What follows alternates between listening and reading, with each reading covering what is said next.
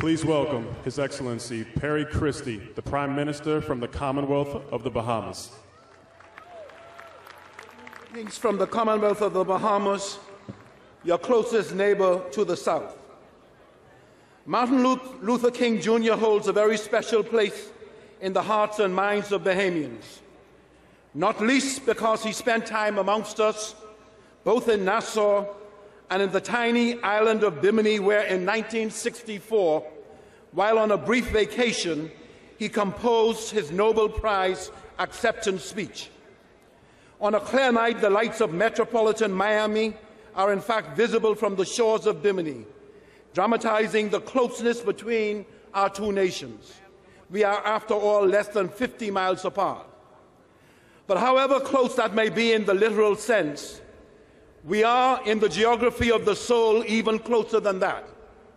The common ties of history, of ethnicity and culture, of migration, and of a common heritage of struggle bind us together not just as neighbors, nor even only as friends, but as true brothers and sisters. The message I bring to you today can be briefly stated, and it is this. As momentous as this occasion is, we do a grave injustice to ourselves and to all humanity if we leave here unresolved to carry on the great and noble struggle for which Martin Luther King Jr. gave his life. The blood of this good man shed in Memphis still cries out across the years, cries out to each and every one of us, wherever we may be, all across the world, to stand up for freedom, to stand up for human dignity, to stand up for equality, to stand up for social justice, to stand up for right and not for wrong, for peace and not for war, for love and not for hate. It is the timelessness and universality of the message that he proclaimed, and the heroic majesty of his personal example that explains why Martin Luther King Jr. is as relevant today, as compelling today, as inspirational today as he was 50 years ago, when from these very precincts he delivered the oration that rocked the conscience of America and the world. When he spoke as he did that day, we somehow knew, we somehow felt that his message was coming from a place that was not only deep within himself, but deep within us as all.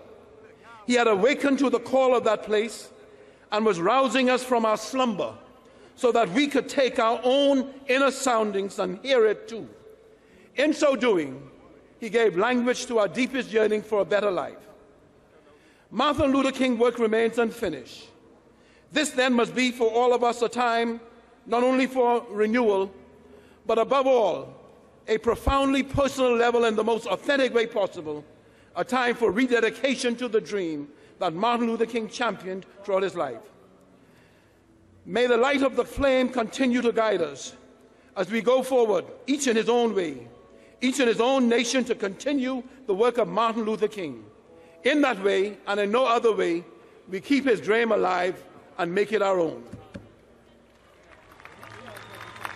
Ladies and gentlemen, from the Commonwealth of the Bahamas, the #1 cultural expression of a proud people, the soul, the spirit of Junkanoo.